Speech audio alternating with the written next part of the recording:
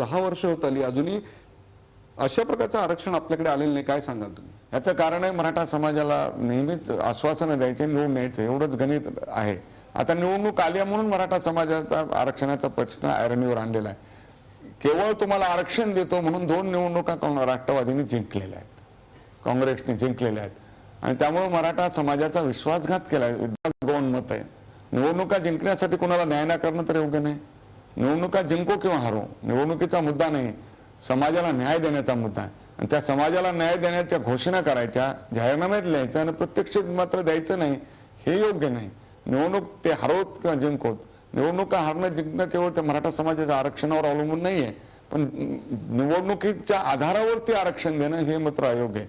मराठा समाजाचे लोक मागासलेले आहेत आणि त्यांना शैक्षणिक आणि ह्या सवलती देणं आवश्यक आहे नोकरीविषयक, त्यासाठी आरक्षण जरूर द्यावं.